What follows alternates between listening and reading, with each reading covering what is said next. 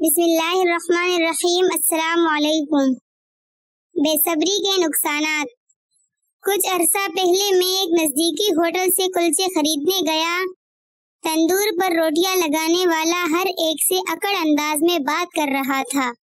اسی اکڑ پن میں کبھی وہ نان جلا دیتا تو کبھی کچا نکال لیتا۔ گاہکوں کا رش بڑھتا گیا اور پہلے سے موجود گاہک بھی اسے جلدی نان لگنے کا کہتے رہے، جس سے وہ نان والا ہر ایک سے تقریباً لڑنے لگا۔ میں پچھلے چند منٹوں سے یہ سب دیکھ رہا تھا۔ میری باری آئی تو اس نے میرے لیے کلچے تندور سے نکالنے شروع کیے۔ یہ کلچے کافی حد تک لال ہو کر جلنے کے قریب ہو چکے تھے۔ میں نے وہ کلچے دیکھ کر اسے کہا کہ تم ماشاءاللہ بہت اچھے کاریگر لگتے ہو۔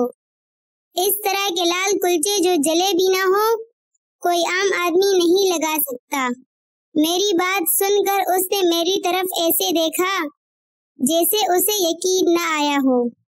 میں نے اس کا مزید حوصلہ بڑھاتے ہوئے کہا کہ اس پورے علاقے میں تمہارے جیسا کوئی استاد نہیں ہوگا۔ کاش تم پہلے اس تندور میں آ جاتے۔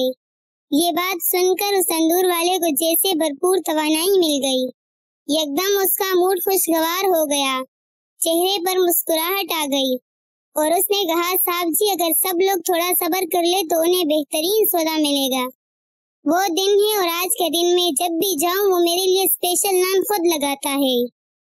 آج صبح بھی جب میں اس سے تل والے کلچے خریدنے گیا تو وہ خود ناشتہ کر رہا تھا اور اس کا اسسٹنٹ تندور میں نان لگا رہا تھا۔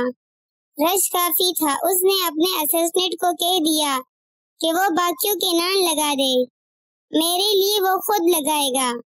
اس نے جلدی جلدی ناشتہ ختم کیا اور بہترین قسم کے بھرے ہوئے تلوں والے کلچے لگا کر دیے۔ وہاں کھڑے باقی لوگ مجھے کوئی VIP شخصیت سمجھ رہے تھے اور میں سوچ رہا تھا کہ ابھی نبی کریم صلی اللہ علیہ وآلہ وسلم کے صرف ایک قول پر عمل کیا تھا، جس میں آپ صلی اللہ علیہ وآلہ وسلم نے دوسروں سے اخلاق اور شفقت سے پیش آنے کا حکم دیا تھا، اور اس کے بدلے میں مجھے اتنی عمدہ اور بہترین سروس ملنا شروع ہو گئی۔